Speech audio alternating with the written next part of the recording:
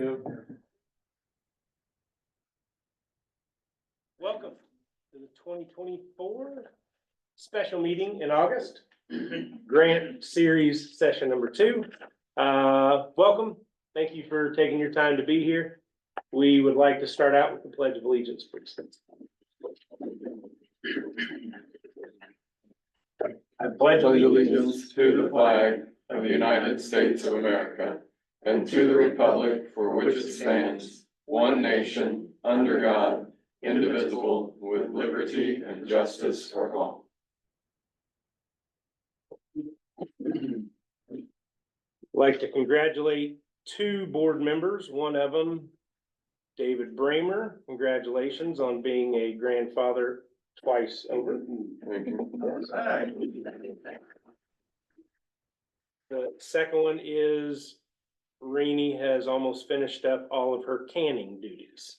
Yeah, just starting, really. Oh, okay. Just starting. Renee has a big garden. I know everybody knows this, but we have, if you don't, you will now. We aren't gonna go back to county council and retrieve any more money. So for this grant cycle, we have $56,500. And we have 9 applicants. So I just want to communicate that with you all. We would like to listen to your 3 to 5 minute sales pitch for what you're requesting. We've read your applications in detail. We have written notes for questions if we have them. They were well written. Nice job, everybody. Obviously, like we always say, we would love to give to everybody and everybody have a wonderful time, and let's move forward as a community. We got 56,500. That's what we're sticking with. I'm hopeful we use all of it. We may not use all of it. But I just want to communicate that up front. I'd like to just go down the list that I put on the agenda. Do you all have any comments to start out? Do you all have any questions to start out? Okay, well, let's get going. The Incomparable Radio Theater. If you want to go up there. I can, I don't have to. Hey, whatever you want to do, man, you can sit, it doesn't I'm matter. fine here. Yeah, When we make the podcast, I'm usually sitting anyway. perfect. So the Incomparable Radio Theater is a podcast series we've been doing for about 10 years now. We have a network of shows on a network called The Incomparable. And we've done live shows around the world. We've got tens of thousands of listeners around the world. I make the show sitting at my desk, so I'm gonna make the show no matter what. But we can do live shows here in town. I've been talking with the Ohio Theater about possibly using that because, you know, it is set up just like they would set it up for a Prairie Home Companion, which is a radio show. That's all this is. And if we're doing live shows in town, we can use the show 100% as a marketing tool for Indiana's Music City, for Jefferson County Tourism, for any festivals that are coming up. We can attract people from around the region, but hopefully reach our listeners and say, hey, if you want to come see this live, you got to come here, right? We'll cut out episodes out of each night's performance. A night's performance would be anywhere from an hour to 90 minutes, maybe an hour to 45. That's 3 to 4 episodes of the podcast. So we'll be able to get you nice bang for your buck for supporting it. The grant I proposed is for 4 performances. Now that can be 2 performances each of 2 individual shows. We could split it out and do 4 individual shows for up to 4 months, right? And I'd almost rather do that just because you get more episodes out of that. The benefit of doing it at the Ohio would be, and if we have it all funded before we sell a single ticket, is that all the ticket price could then go towards Friends of the Ohio to help support restoring the building. I'm trying to think what else. You know, obviously we would highlight Madison musicians and musicians from around the immediate region. In addition, when I take the show on the road to Cincinnati, Louisville, Chicago, New York, DC, all the other places where I've gone, and I'm ready to take it again, I can say again, you want to see us on a regular basis? We're live in Madison. We're here for 1 week. We're in Madison year round, right? So it's all about focusing people's attention on Indiana's Music City.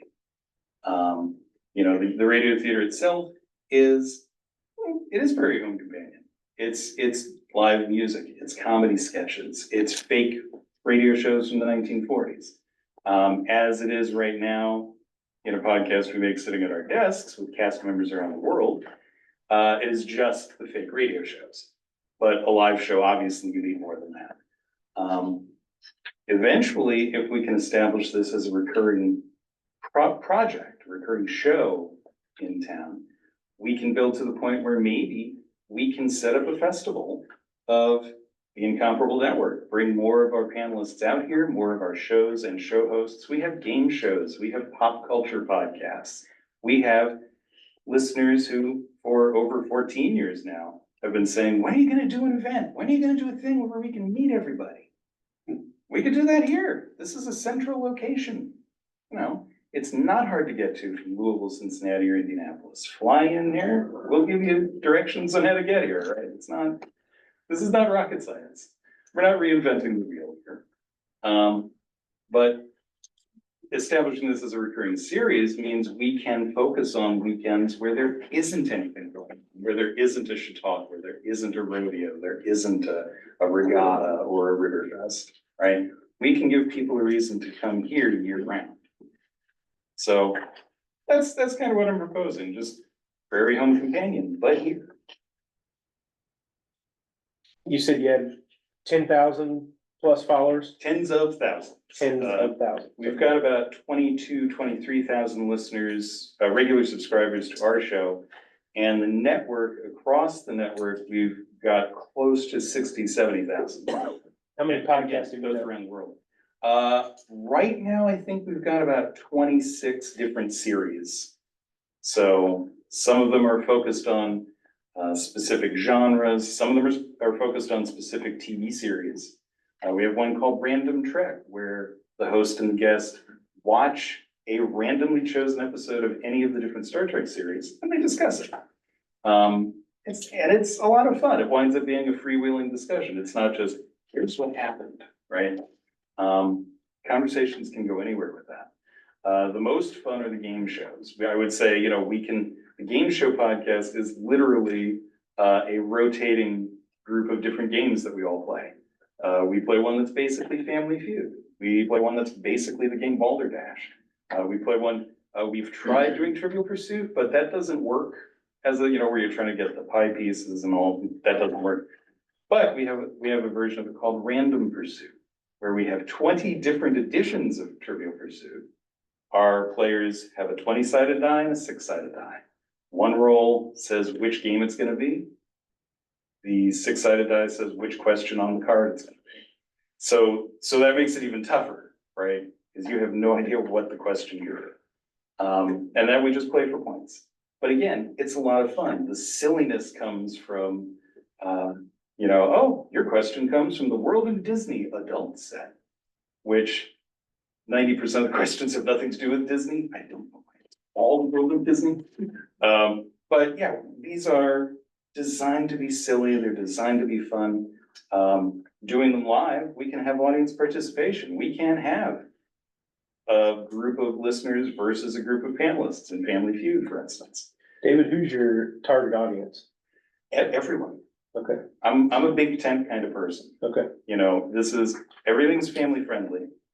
And I want everyone to come and enjoy it. I think most people would enjoy what we do. Does anybody have any other questions for David? Do you have an idea of the current demographics of your followers? They run the gamut. I mean, we have listeners who are, 15 to 20. We have listeners who are 22 to 35 and 36. I mean, we cover the waterfront, as it were. I mean, that's part of why we can say, yes, it is family friendly. Yes, you know, we get listener mail from all over. One of our voices on the radio theater was originally the daughter of a regular listener. And as she's grown up, she's just like, I do voices now, partly from listening to your show. That's cool. And I gave her an audition. She's like, yeah, I'd love to do that. And so we're like, yeah, all right, join the club. Cause they live right up in Bloomington. Does anyone else have any other questions? David, thank you so much for your time. Thank you. Yep, we'll provide all, after we have a discussion this week, we'll provide all of our grants to each person. Will be next Monday, 6:30 here. All right. Yep. Sounds good. Thank you again. Appreciate your time. Of course. Second up, 5 to the 5. Third up, HMI, John Stacer. Hello, everybody. I'm in the final phases of trying to follow all the confusing COVID guidelines right now, so I'll make my pitch, answer any questions, and then I will depart your pleasant company. So I don't put you at any more risk than you absolutely have to be. So I've sent in a proposal called No Cost Nostalgia. And this is a program that our programs committee came up with as a way to try to generate more local visitation to Madison and also generate additional visits from out of sight, and also try to attract those that might not be able to afford to come into our sites because of admission fees. Basically, we're asking for your support to replace our expected revenue from admissions for the month of September. We're hopeful that the information from that will help us make better decisions in the future as we move forward with various other promotions, programs, activities, and that sort of thing. So we've been in the business of heritage tourism at Historic Madison since 1960, since we acquired the Jeremiah Sullivan House and opened that to the public. And so since that time, we've had tens of thousands of people through our properties, educating them on the history and heritage of Madison, its significance in the national realm, which is highly significant. And we aim to continue to do that through the month of September with this no-cost nostalgia program. So I think I laid out answered all the questions in the application. I'm here to answer any questions. I gave you my brief pitch. Don't want to say anything more than I absolutely have to, because my glasses keep fogging up. So, if you have any questions, I'll be happy to answer them and go on from there. John, this may not directly apply to your application. General question, do y'all have plans to expand the number of days that you all are open in terms of tours of the homes? We're always looking at ways to do that. And we would welcome additional volunteers to help us do that. And I know, Jim, you would be a great person to help out. So the more volunteers we have, the more days we can be open. And because we rely basically on volunteer help to do that. So All right, so how many volunteers would you say that you utilize? I'm guessing, just 78. 78 volunteers. That is my current number. Okay, 78 volunteers, I was going to say 70, so thank you for jumping in. 78. If you got, if you utilize paying them what? $8 an hour, $10 an hour, $12 an hour, something like that. And what is the entry fee? It's $10? It's $15 for Shrewsbury Windle House and Saddle Tree Factory, and $10 for the other properties, which is the Sullivan House, the Costigan House, and the Dr. Hutchings, And St. Michael. and St. Michael. Okay. Would, our walking tours are free. We take free Sure. will gifts for that. wouldn't that, I mean, do you think you would get the traffic if you were open, you know, instead of Monday, Friday, Saturday, which is fantastic, but Tuesday, Wednesday, Thursday, do you think you would get the traffic to be able to offset that? To be able to pay the volunteers? Well, that's a good question, and, we do not have the resources to pay our volunteers, which is why we have volunteers to begin with. So if we had a full staff of paid interpreters, our budget is now about $400,000 a year.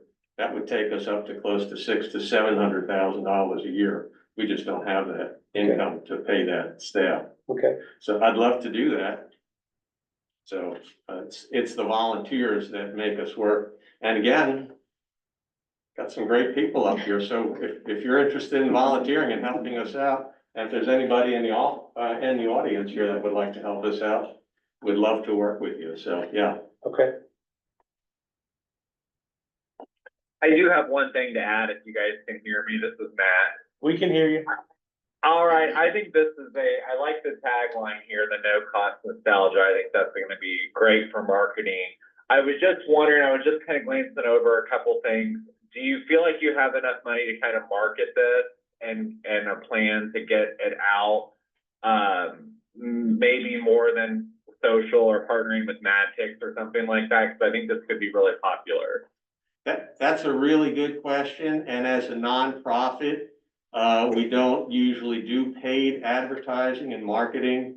That's very expensive and we don't have the staff to do that. We work with our tourism partners, including Visit Madison, to promote this, the Chamber, Main Street, the city, and through those organizations, we can reach a pretty good amount of people. We work with Indiana Landmarks too on statewide stuff, and also Historic Southern Indiana. So we have some partners to help us push that information out there.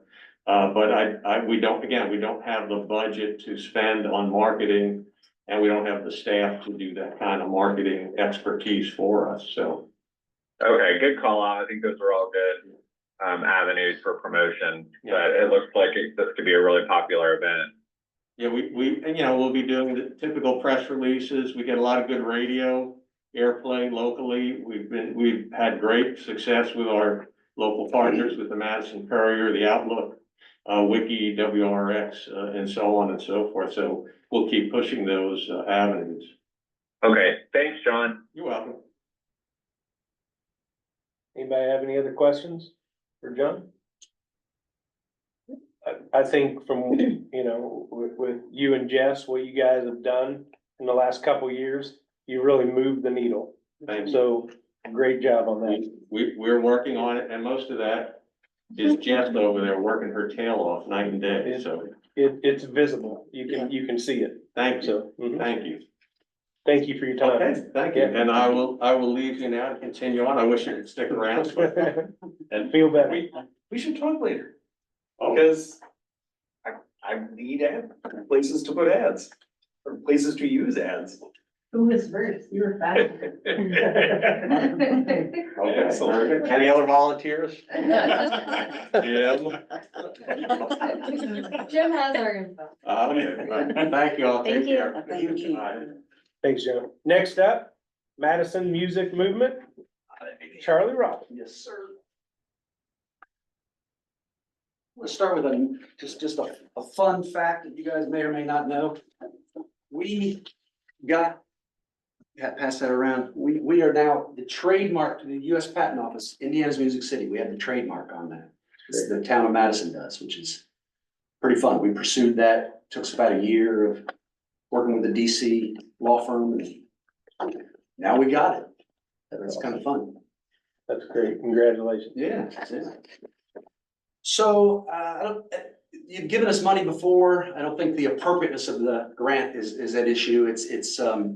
You supported us a year ago. You supported us generously and much appreciated this spring. So why am I back here again? I was encouraged. We didn't get quite as much as we asked for. I was encouraged to just come back and ask again, just in case. Personally, I think we're a good investment.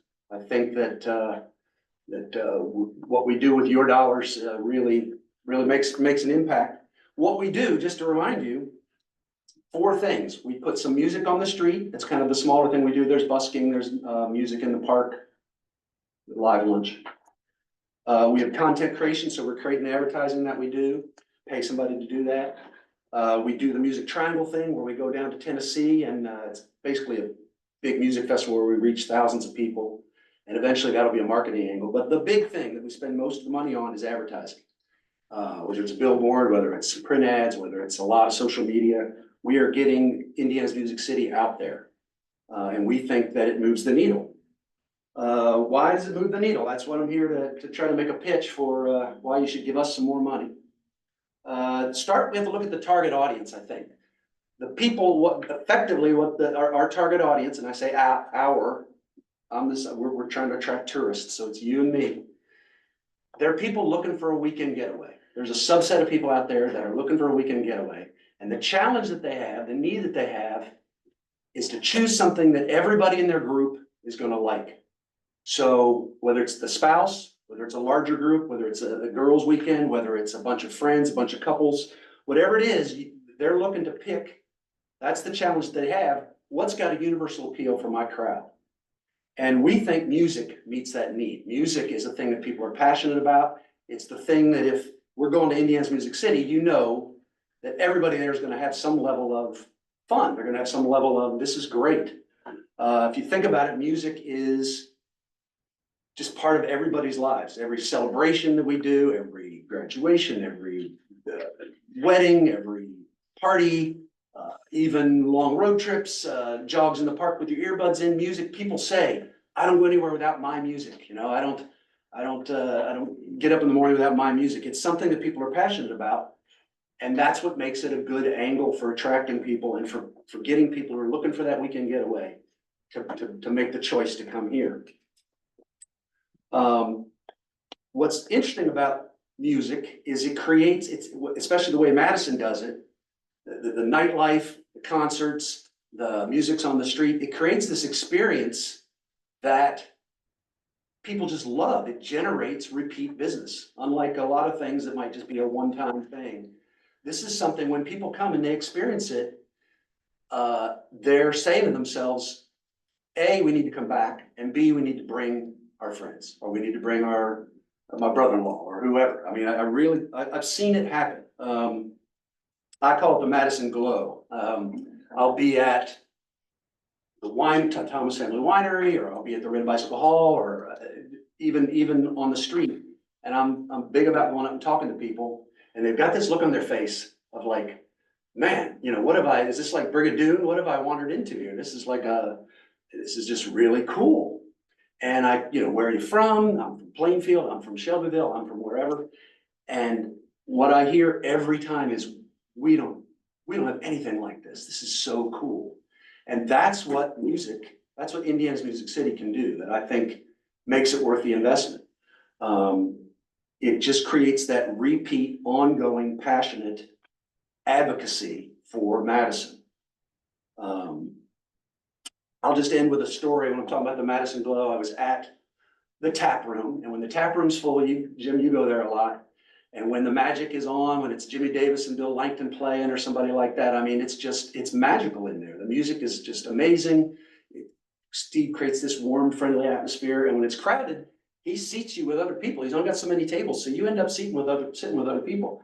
And I end up with this couple. They were just a little bit younger than me. And I start talking to them. They're from Louisville. And they've got the Madison Glow, and their eyes are big. And they were saying, we come here a lot. We come here for the music. We come here for this. This is amazing. And I told them some about the guys who were playing, and they were really into that. And he starts, he's saying the right things. He's like, man, we got to come here more often. We got to bring our friends, talking to his wife. And then finally he says, what's the workforce like here? And I'm like, what do you mean? He goes, like the factory workforce. And I'm like, they're Hoosiers, we build things, it's interesting. I'm like, why do you ask? And he goes, he says, I'm from Louisville, and we have a company, we make sump pumps. We're the largest US-based sump pump maker in the country, in the world. Well, the only US-based sump pump maker. I'm like, what's your name? And it was, I think his first name was John, but his last name was Zeller, Zoeller. And I'm like, okay, that's, that's cool. I mean, yeah, we've got a great workforce here. And he's like, well, we've been looking for another place to maybe locate a plant, we've got to expand. And I mean, he was just loving it so much in Madison and the whole feeling that he was having.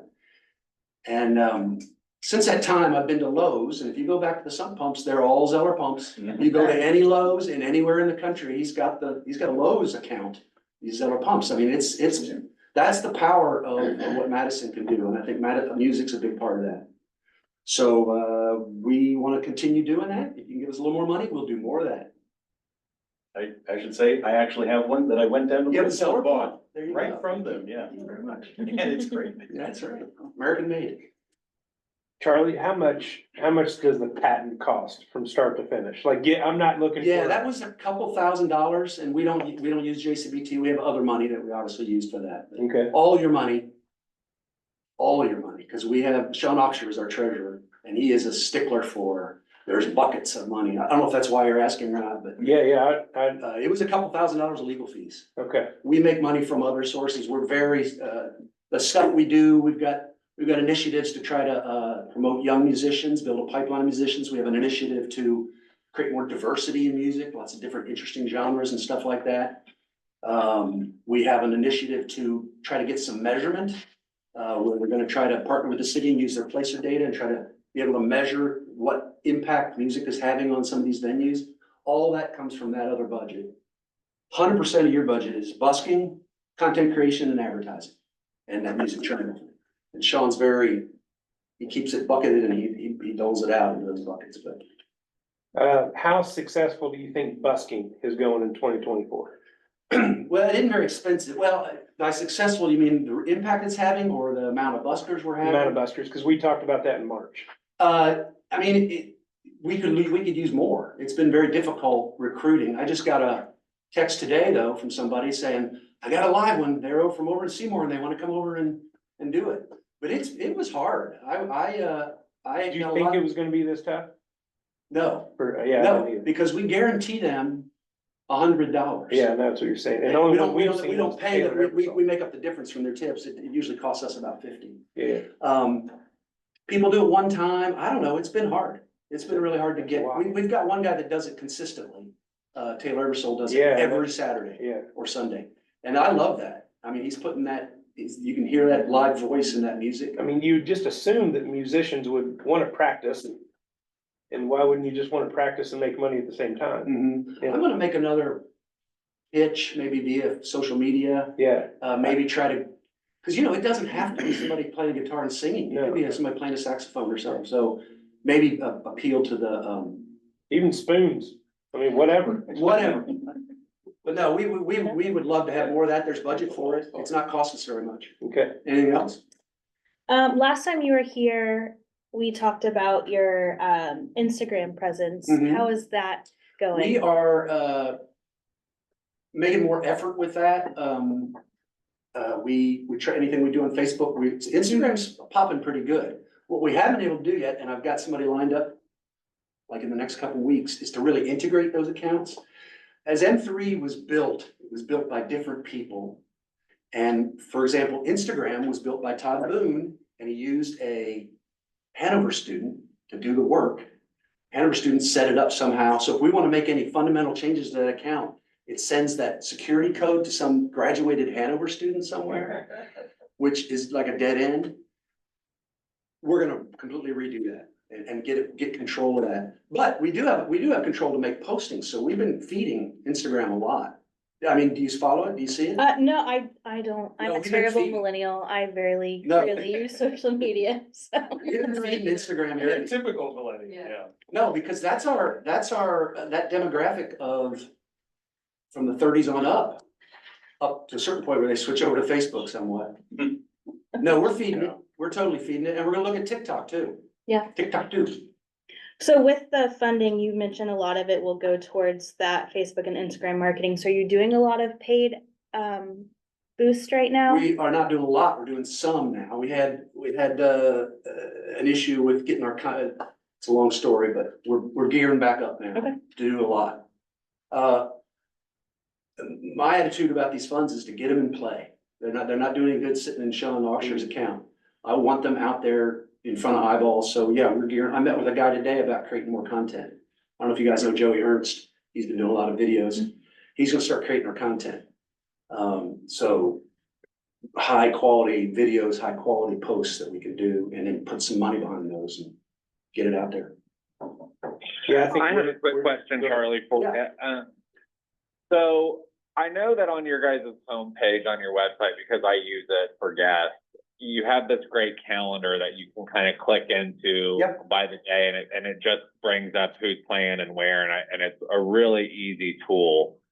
Is that being, I haven't done the research, just kind of for my own knowledge and maybe an opportunity to kind of market more. Is that tool able to be cross-utilized by like Visit Madison on their page, or like put up a QR code that takes you straight to that calendar to see who's playing? I just feel like the venues sometimes, it would be nice if they had like a QR code that you could scan in their window just to see, okay, let's see who's playing here tonight. They sure And it's can. I great. mean, you can, as you know, you can QR code to any website page.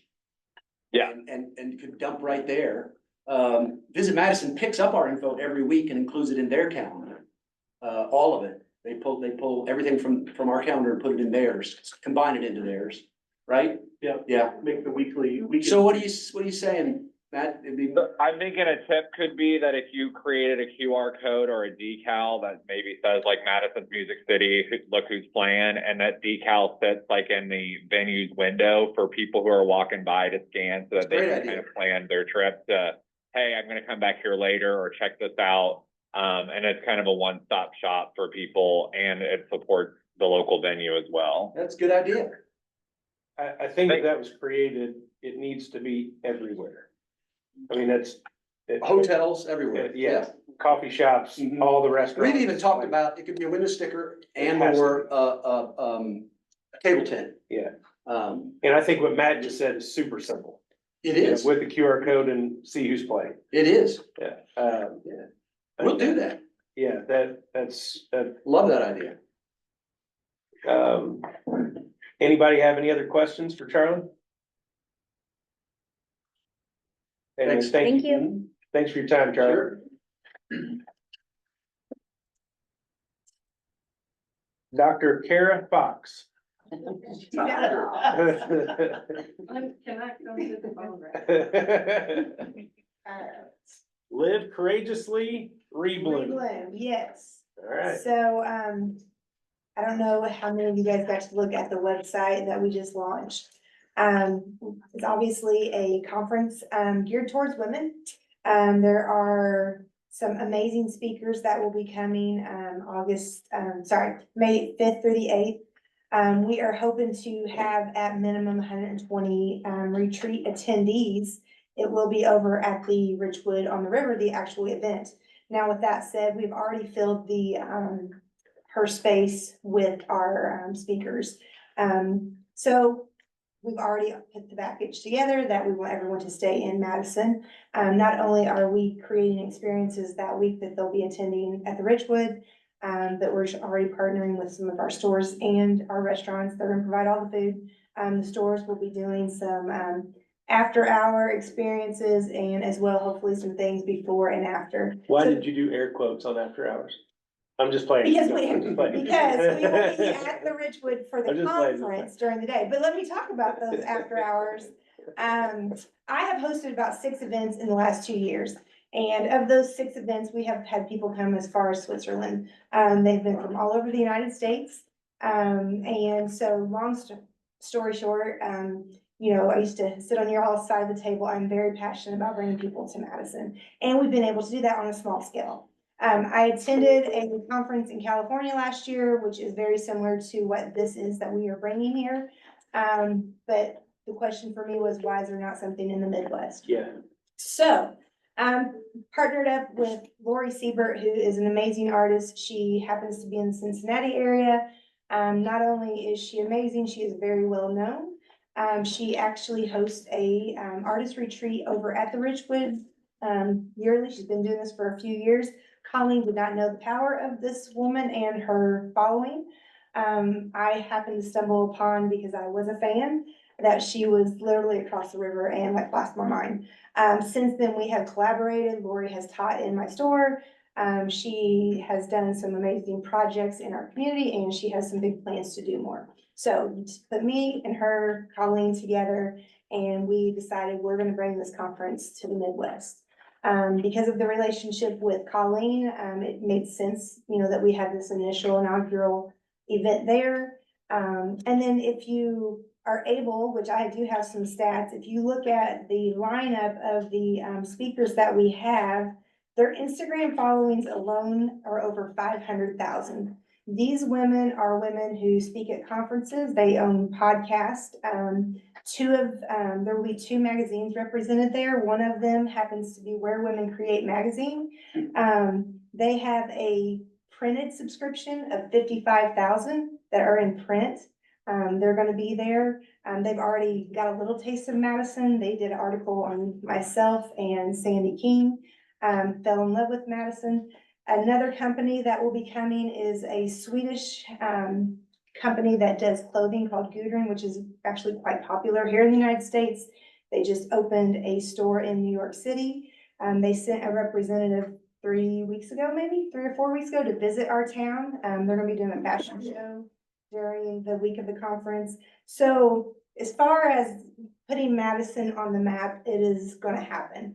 The beauty of this large event, though, is many of our speakers that are coming are artists that do international art retreats as well as here in the United States. My hope is we sell them on Madison while they're here. And we've already done that with a couple of them. One of them would be the Turquoise Iris. She has a magazine, she has a podcast. She actually is represented by Made TV Network and Bloom TV Network, who we believe are gonna be here, hopefully filming, but not positive, but they will have a presence. Another one that is pretty big, obviously Lori is wonderful, but Britt Tabor, she has traveled the United States and again, another huge following. Does a lot of motivational speaking, and she's excited to do something here close to home. She's from Atlanta. So I could go on and on about all of the residual value that will come out of this. Yeah. We have, one of the questions was what will you do if you don't get the funding? We're creative women, we'll figure it out. But as someone who has already seen what a retreat of 30 can do, it's very exciting for me, as you can hear in my voice, to think about what a retreat with 120 attendees could do. So ask away. You're asking for 3,500? 3,500. Okay, and, all right, so you're gonna have 110, 120 women come in here. Yes. 20 is gonna stay at Richwood. We've already got the Richwoods filled with our speakers. Right. The attendees are gonna be staying in Madison. And do you have spots already for them? We've already made a list of all the places in Madison. You guys are welcome to look at it. It's on our ticketing, Okay, on our ticket website. We're packaging and adding more of that. MadTix is doing our ticketing link. But yes, we immediately put, here's the places that you want to, you want to stay in Madison. There are 4 speakers coming from the Cincinnati area. We assume that they will Yeah. bring some people from Cincinnati, but who's gonna wanna drive back and forth for 4 days of fun? So, and then on the money, just one thing I do want to bring up, in having these smaller retreats, we have found when you're bringing people, especially, just bringing people to Madison, when they're flying in, they cannot Uber from an airport to Madison. yeah. And so, I know Andrew, we've talked about this before, and Rini, I know that we talked about, we want them here midweek, we want them here all the time. But if we're gonna hold mini conferences or smaller conferences, we have got to figure out transportation. So for us, we're going to hire or rent vans. It might be my husband, I don't know. But we are literally going to have to pay someone to pick people up at these airports. In my retreat experience, typically what they do is they'll have a 15-passenger van there, say 4 o'clock, and then people kind of book their flights around that, but it's an issue. With the group that I had of 30, we had a lady who could not get here, and we weren't sure how we were gonna get her back. I mean, we obviously took her, but just something to consider for you guys, for anything that's bringing people in. Getting people from the airport to Madison is tricky. Not that they can't rent a car, but, not everybody wants to rent a car and then walk downtown Madison all week with a car parked somewhere. So we will be spending money on vans to transport people, back and forth. Sorry, go ahead, Trevor. No, that was. You That- answered, that's you huge. answered my question. Yeah. Yeah. So I'm assuming with it being on the fifth, people are gonna be coming in on the fourth, so we're looking Yes. at really a Sunday through Thursday kind of thing, which With hopes they'll stay on the weekend. we love. If you do the Yes. ADR times 8%. Yeah, I've been I crunching mean, the, it's, yeah. I mean, I don't know what the ADR will be, but yeah, no, I think it's, What do you guys, can I ask what are you speaking of? oh, so the average daily rate, I was just doing the math. So if we have 5 nights that people are staying, say 100 of those attendees, we'll even say 80 of those attendees stay for 5 nights. So you're looking at 400 room nights, and then the ADR, I just put in a 150 ADR, which I think is low, multiply it times the 0.08, so we're looking at 4,800 just in tax income. The other beautiful thing is, we've already worked with our local restaurants. They will be providing all of our lunches. We're having it all catered. We've already, worked with a few of our businesses. We're getting in the process of that, but I know like Beth of Old Time Marketplace, she's gonna have those after hour shopping event. So we're trying to bring as much money into Madison as possible. And if you guys all know, Colleen is an extension of Madison. So anyway, yeah, any other questions? Kara, I just Real- know that you're Kara- gonna do it. It's gonna be done right. I hope so. So thank you. My name's on it. It's gonna be done. I think Matt or Wendy. Yeah, go was gonna ahead, say something. Matt. Sorry. Hey, Kira, real quick, I know Andrew's there. I was just wondering if there's been any collaboration, because I've looked up some of the speakers who are coming and their social following, like having them like do any influencing while they're in town. Absolutely. I think would be a cool opportunity. So we actually have a contract with each of our speakers, and those were some of the things that we have asked.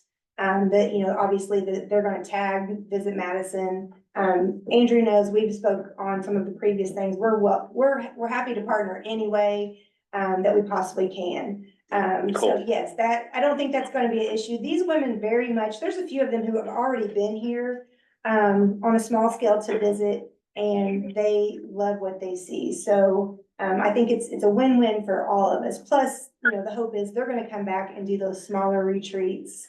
You know, we're not gonna have a big conference all the time, but we want them to come back and do the small artist retreats as well. I talked to Kara about this probably a year ago or something, when she was in the early stages of planning it, and there's a lot of potential, here. We talked about some of the residual, effects of it too, Yeah. so there's even more ways we can partner. Yeah, I mean, like I said, we lucked out this first year. Our speakers, for the most part, are doing this in kind. Where typically that is not the case, but I think that they're tired of going to California. They see the value of a place like Madison. I mean, the one group, they kept, what is this place? You know, is this real? And so, it's an easy sell, but we've got to get them here. Yeah. So, Does anybody else have any other questions for Kara? Kara, thank you so much for your time Absolutely. and your passion. yes. Yep. Next up, regatta. Next up, Madison Area Arts Alliance. I know Kim is Yes, I'm not Kim Hyman. hurt, I know it hurt, but I know Dave's stepping up. Hi, Kim always has me well prepared though. Oh, yeah. Here's a handout for all of you. Thank you. Also have Martha Belt here, and she's also on our executive committee. I'm currently the president of the Arts Alliance, and as Kim always starts off, and I also want to repeat what she says to a great degree. The partnership that you've established here with all the, I call it the civic infrastructure, it is phenomenal. And in my work around the state the last 25 years, I've not seen anything like this, and it's really a model of how counties operate, can operate in and that civic infrastructure, everyone talked about the vibrancy of the community. A lot of that is enabled by your investment in the civic organizations that make this happen, that gets the glow going that Charlie talks about. So we really appreciate that. Just with the Arts Alliance, we've celebrated our 10th anniversary, and also along with that, in our busy year, we opened the extra space where we have, as Ken calls it, a New York style art gallery that really has expanded our capabilities already. And we're programmed throughout the rest of the year, I think into the next year, with monthly art shows. And I think there has been an effort to pair young up and coming artists with an older artist. A recent example is not the introduction of Hannah Miller. It's kind of a goodbye to Hannah Miller, paired with a retrospective of Lou Noble. And and actually that was celebrating our opening of the art gallery, the new art gallery. So it's activities like that we're able to keep moving on. Upcoming activities, the Indiana Plein Air Painters Association, IPAPA, we have at least 50 painters coming at the end of September. You'll see them out painting scenery all over the countryside and in the city. We've expanded the public arts tour, working with the city, having an inventory with the QR code at each of the public art installations.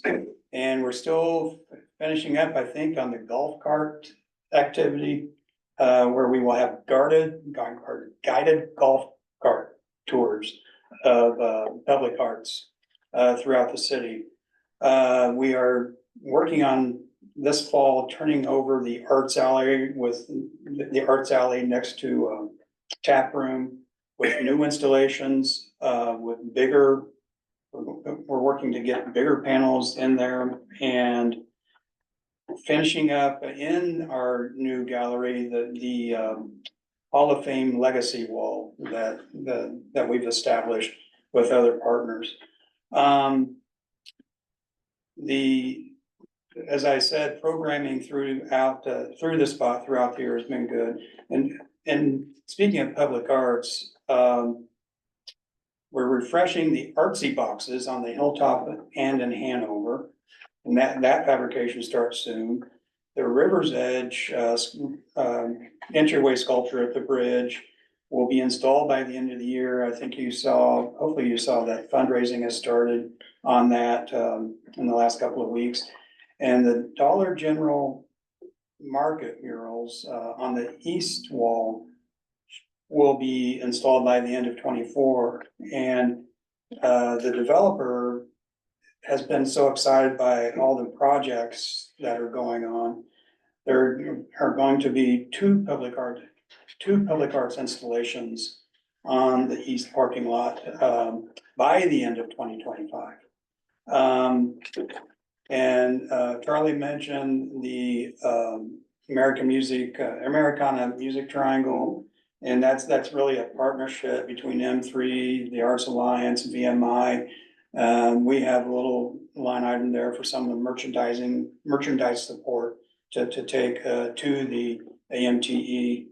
But it's just amazing, all the activity going on out of that little spot with that organization. It's been a fun organization. I'll answer any questions. Not as well as Kim, but as well as I can. I don't have that southern charm. Does anybody have any questions for Dave? I think, from just talking to other people and having conversations with this board, you all are very visible. Yes. And thank you for using our money, and not only are the visitors seeing those experiences of art, but our neighbors and our community are as well. And it's all over. Good. I think it's fantastic. So great job. Yep. Just a little thing. with our shop down there close to, the Mulberry Street parking lot. I don't think there's a day goes by that I don't see somebody getting their picture taken Yes. on the swing. And you know what I'm talking I know about, what the you're rope talking swing. I think just that small, maybe it was a big investment, but that small example is just, it's just a huge example of what a small thing can be and how it just can turn, change our community. And I think the kindness mural and the timing of the kindness mural really helped the morale of the community in a big way, so. And just the city development for the kindness mural, bringing that corridor up to life. I think the kindness mural kind of helped. It make some absolutely decisions on the kickstarted. parking lot. No, it kickstarted everything in that whole area. Yeah, it's wonderful. That's an example of what public art can do. Yeah. Yeah, so that's You where a lot of changed it. our focus has been, yeah. But not just public art, artists and everything, so, Thank you. right, appreciate it. We have Andrew Forrester. That's you.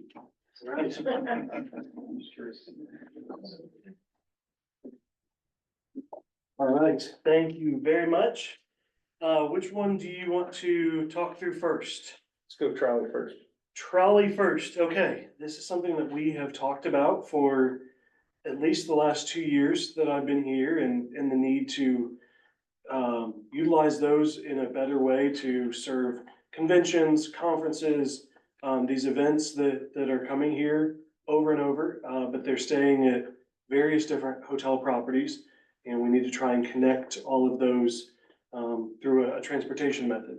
The current ones, as you know, are owned by Dave Adams, and he has kept them going as well as he can for a number of years. But they are well loved. And I think with newer ones that have ADA accessibility, that have heating, air conditioning, the fact that you don't have to put your foot on the gas to go up the hill up to Clifty Inn, I think that would prove really beneficial for the community. So we've talked about that. You invested in a trial this last fall, which was really a success, especially, and honestly, most surprisingly to me, the paid tour portion. That those were full every single weekend, and even on weekdays, we filled seats enough to cover the costs. The loop routes, which I think are important, were less successful, but I think we talked about, it was the time of the year that we did it. We were doing it in late October, early November, which is not ideal for tourism season. If we were doing those right now, I think we'd have a little different result on the loop routes. We also have some momentum right now. We got the $50,000 from T-Mobile.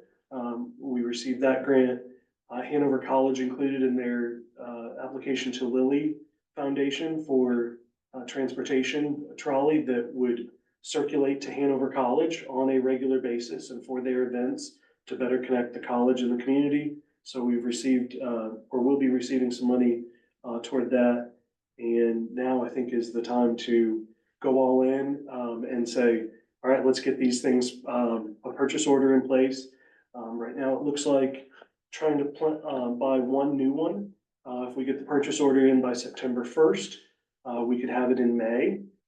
They would fit us into their schedule to build over the winter.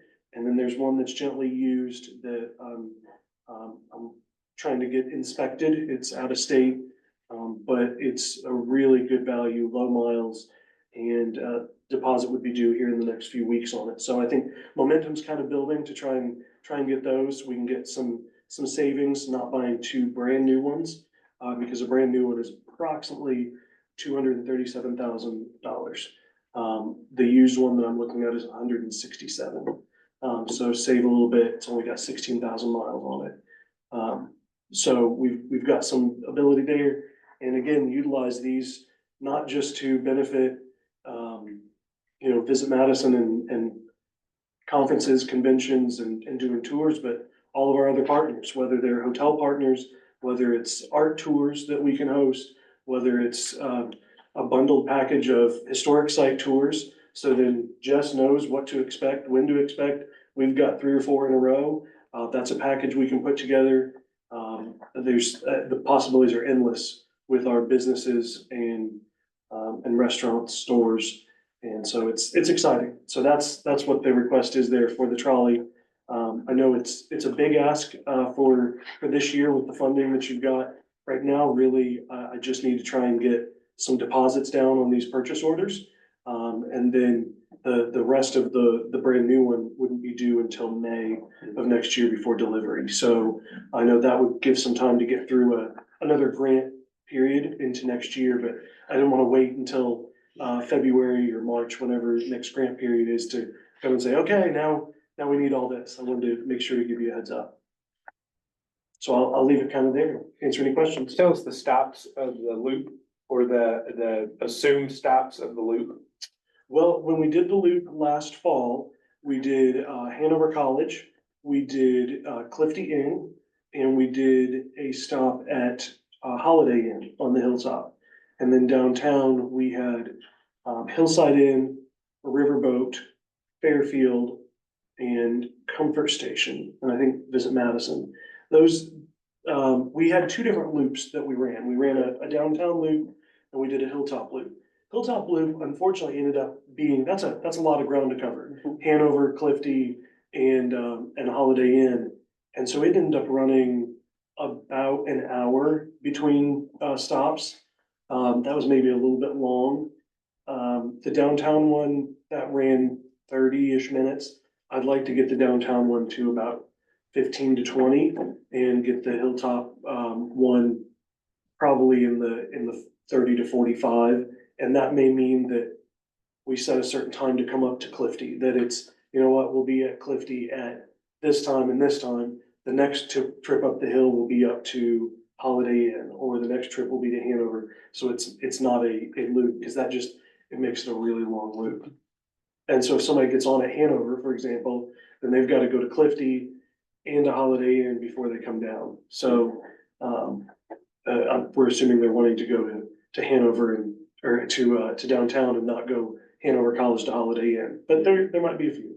So that's, I'd like to play around with that. I think eventually there's also what we could look at, some kind of an on-demand system using an app. And when we're running loops, to have people put in a request, almost like an Uber. There's other communities that have done things like this. And then you get kind of put into a queue, and then you get picked up, and you can see in real time when you would get picked up. And I think that would be a nice way to do it. And having 2 would just give you those options. Having to, I mean, eventually it'd be probably great to have even more, because, you know, one of the things that is going to help fund these and help provide the income to keep them going are the private rentals, like for weddings, proms, family reunions, conferences, conventions. Those will provide the income then to help support the loop, because the loop, people aren't gonna pay the $5 or $10 that it would cost per person to do that. So the one really needs to support the other. So eventually I'd like to have even more, because then we could have a couple out running, doing a wedding while we're still running a loop in Madison. But that's maybe down the road a little bit. Anybody have any other questions about the trolley? Andrew, are you planning on like doing this just on weekends or through the week, or have you decided on this, like a schedule? Oh, we've got a tentative schedule, and I should have brought that for you tonight, and I walked out and left that stack of papers on my desk, but I've got a tentative schedule. I've got a business plan put together for it. Right now, I think the loop routes would probably only be on weekends. I don't think we'd have the volume on a Sunday, Monday, Tuesday, but I think it all depends on when we're having, if we have a conference, a convention, if we've got, 120 ladies that are here for a creative retreat. I think that, that provides an opportunity to be running, or Indiana Conference of Mayors is gonna be here, this week, and so that would provide some opportunities to run midweek, but, regular routes, for the loop, I would anticipate probably just weekends. Which makes it difficult, because that's when they're needing to be rented out too. Right. But having two, like I said, I think we can work on that schedule. And then, maybe expand it later or continue to work with Dave or, purchase Dave's or something to have those running as well, especially if those are running downtown Yeah. and the weather is good. Those are good. But if it's really hot or really cold, and then we have to go up and down those hills, those just aren't made for that. I have a question for you, Andrew. Yeah. As far as your anticipation of the cost of running these, getting drivers, is it going to pay for itself? Just futuristic costs that are going to come up Yes. with the trolley. How is that going to be Yeah. funded? Yeah, again, I wish I can email you the business plan that I put together, but, I've written out I think a very conservative estimate, of what it would cost to pay the drivers, to cover fuel, maintenance, fund the maintenance and upkeep, and even put money into a long-term, I don't wanna say repair fund, but, a replacement fund, so that we're putting money away for that. But then that's all covered by these private events, some of the paid tours, and the events. And like I said, I think I was pretty conservative on those numbers using the trial data that we gained, last year that you helped fund. And I put some of those numbers together and said, all right, here's a conservative estimate. Can we make the numbers work? And I think they will. Thank you. I'll get you that. I wish I had brought it with me tonight, but I'll make sure to email it to you. Anybody have any other questions for Andrew? Let's move on to the visitor profile study. All right, sorry, I'm writing this down and I can't think and write at the same time. Okay, the next request, is. Can I look at your writing? Blah. The next one is, you threw me off there. I actually got to thinking, I was like, boy, somebody's gonna walk away from this and think, boy, Andrew cannot think and write at the same time. I don't really know if that's what I want said about me. So if I'm writing, I'm not thinking, Yeah. or if I'm thinking, I'm not writing, so. How are you with chewing gum? and Have to try chewing gum next. The next one is visitor profile study, and seeking your help to do a visitor profile study to know who are our visitors. What does that look like? What is drawing those visitors here? We've talked a lot about events and the fact that we have a lot of events each year that draw people to the community. We talk about the music that draws people here, and Charlie gave a great example of somebody that was here because of the music. But we don't have a great way to know who's here and why. We have the tool, the placer data has been really helpful. That tells us, in general, who was here, when they were here, and how many people were here. But it doesn't tell us the why. And so a comprehensive visitor profile tells us the why and a little bit more of that demographic data about where they're from and who we need to be targeting. That why part of the data, you just can't find from looking at where somebody's cell phone has been. What was the thing that put them over the top in coming to Madison? Did they decide to come here because of the Madison Regatta? Did they come because of Riverfest? Did they come because of a visiting family and relative thing, that they have a family member here that said, you really have to come? Or is it a family reunion, or what's drawing them? We hear the anecdotes about music, we hear the anecdotes about the arts and history, but we can't put solid numbers to it. The last full visitor profile that I found, and there's chance I've overlooked something in in the office and in the file somewhere. Last one was done in the mid-90s. And that was a lifetime ago, when you look at how the world has changed and how demographics have changed and tourism interest. And so, it's about time to do this. It probably was about time 15+ years ago. But we talked about it at JCTA last week as well, and about how important that kind of data would be for historic Madison to know. And they need to know who's coming here, why are they coming here? Should we be marketing the fact that, you know, there's historic museums here, or should we be marketing, 10 properties, or should we be marketing to older people, younger people? It's gonna help our marketing out quite a bit. Like I said, Placer's been good, but it doesn't tell us the why and dig into the who. So, seeking some assistance on that. I've also, brought it up with the Jefferson County Council and my request to their budget, for 2025. And then I'm planning to seek, my board's approval to use some of our savings on that. I anticipate total cost of a study like that somewhere in the realm of $15,000 to $25,000.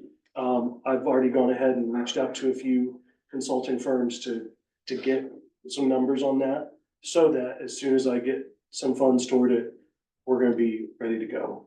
Andrew, is there, out of the three that we help fund, fully fund or help fund, Placer, Economic Impact Calculator, or Star Report, is there one that we can eliminate to capture some of that capital and transfer it over? Or would you say, no, we've got to keep those three and I'm continuing to learn about those three? What about that thought? I mean, in a perfect world, I'd say, no, I wanna keep all three, because they all tell me a little something different. Star tells me an average daily rate that we're getting, it tells me occupancy, it tells me, what are we seeing? But I could also call our hoteliers and just say, hey, how was your weekend? Well, can I stop so, you there? So like one of the things, you can't get Reenie's information, Correct. right? Yeah, but I was talking to Reenie today and she was like, we had 25 rooms available for Riverfest. Yeah. We had more rooms available at Regatta, and we're under the assumption that those things are packed. Yes. Yeah. I mean, so the Star Report, if you can't capture all of it, Yeah. I mean, it'd be simple to just pass it on to, I wouldn't even say you do that. Like, why can't you have somebody who, lower on the totem pole, just say, hey, a part of your job description is to call. Is calling the He hotels was, every he week. was. Yeah,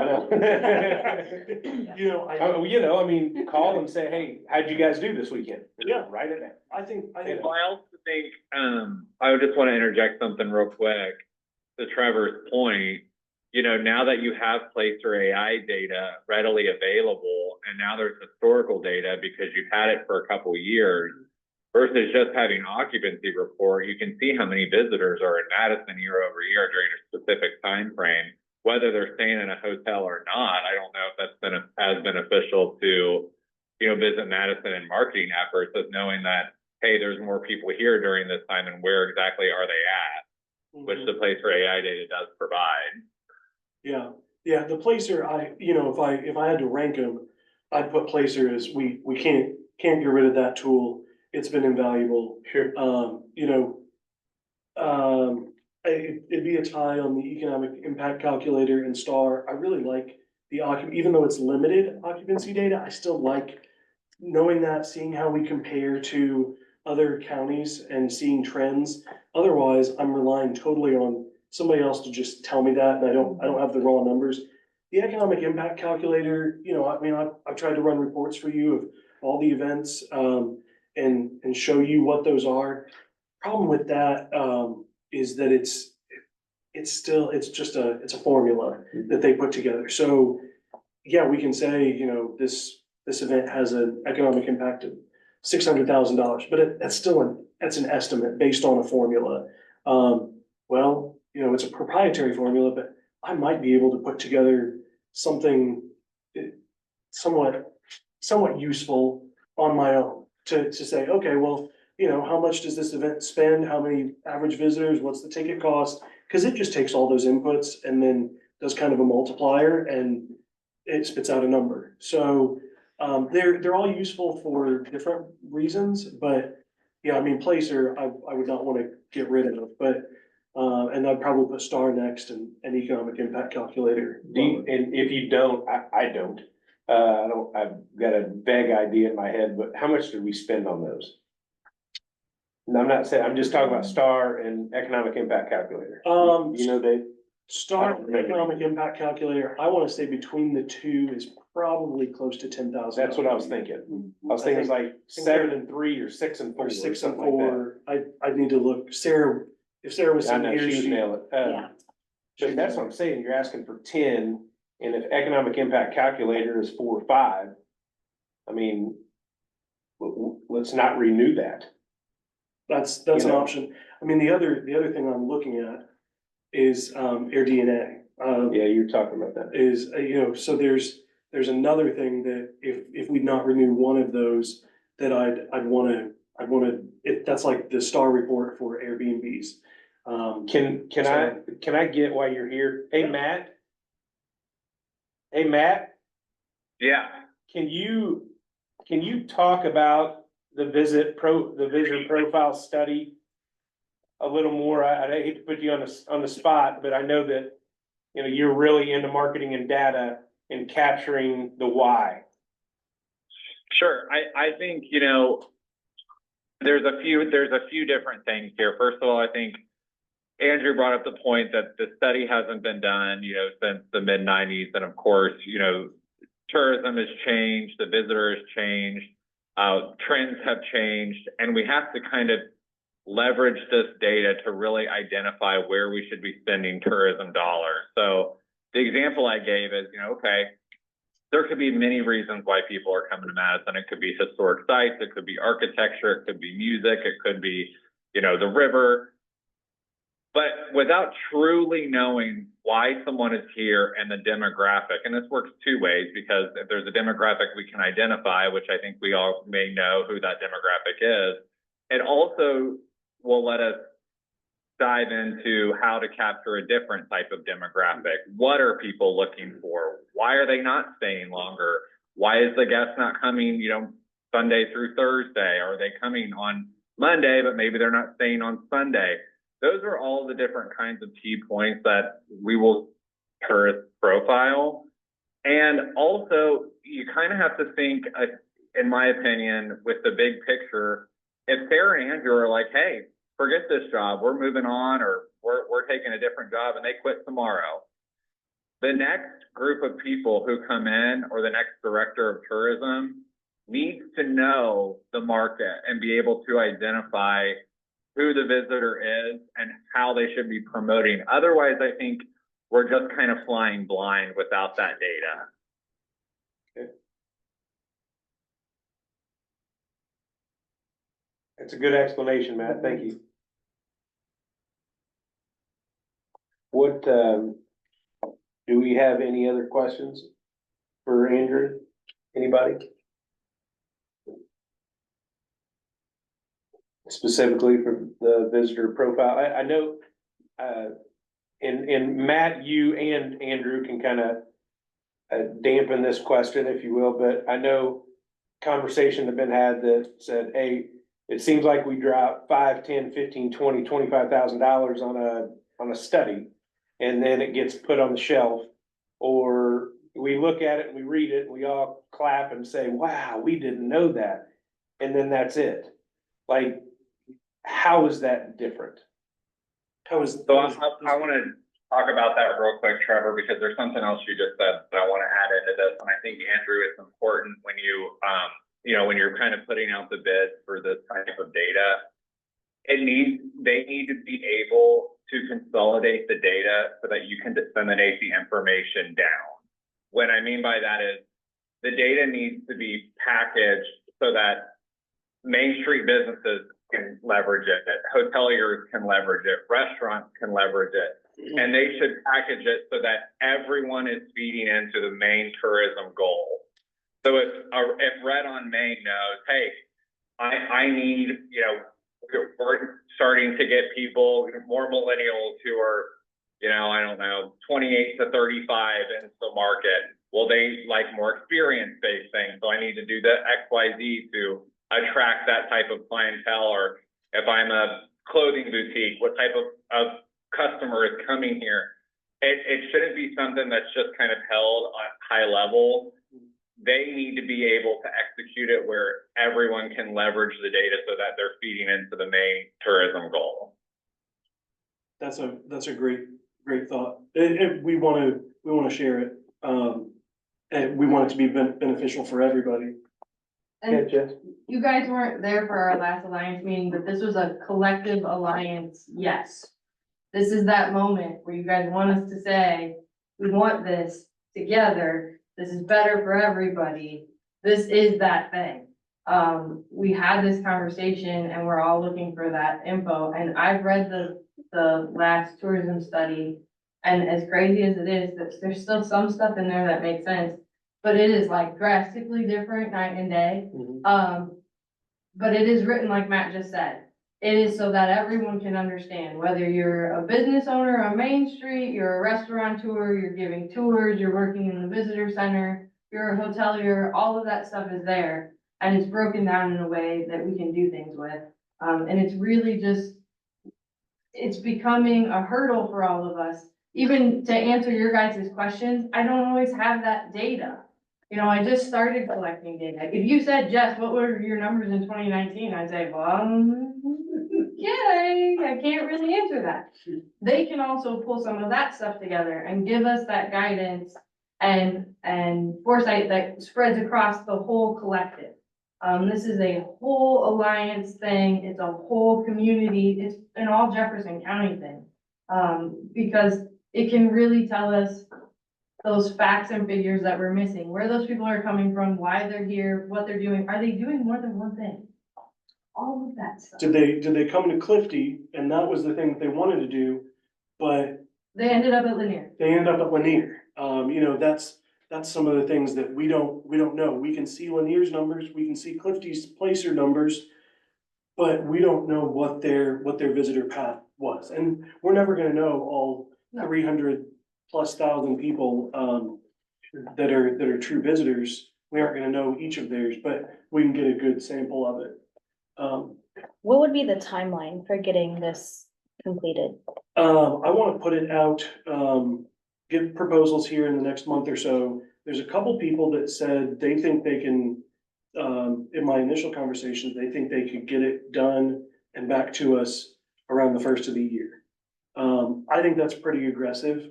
But a lot of what they're doing, what they used to do with visitor profiles, they used to send survey teams and they'd stand on the street corner, talk to people, and they wanted to do it during every season to capture every kind of tourist.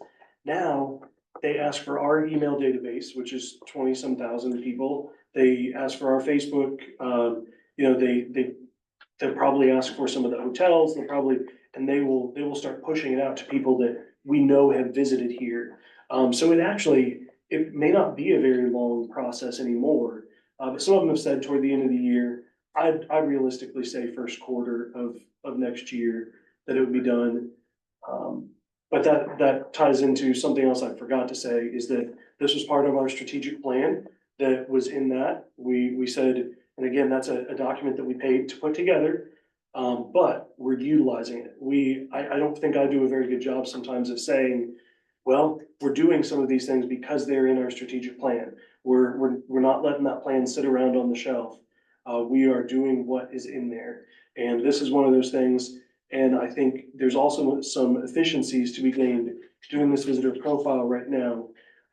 Because I think it's about time to look at a branding, at our branding for the community. We've talked a lot about our history. We've talked about a great American Main Street. We've talked about best small town in the Midwest, Indiana's Music City, and branding it's not a tagline. It's not just a logo, although those are part of it, but it's what are we known for? What are we marketing ourselves to the world as? And right now we're marketing ourselves in a lot of different segments, and we need to find that one thing or that unifying theme that will unite all of these different things. And so I think with a visitor profile study, I've talked to a number of the companies about including a branding element in it. So then we're not having to do a separate branding study at some point. And once we know who's coming and why, then we know who we're marketing to, and it helps us craft that message better. That's another really great point, Andrew. I think that the study can also help, with, the tourism identity. Mhm.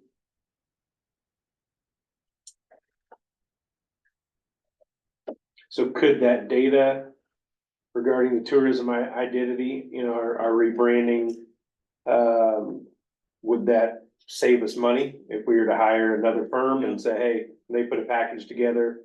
Hey, it's gonna cost you 35,000, but since you have this data, it's only gonna cost you 25. Yeah, because most of the time, what they're gonna do, they're gonna do a visitor profile as part of a branding study. And we'll already have it. So we'll already have it, but I'm asking these firms, go ahead and give me kind of like an ad alternate.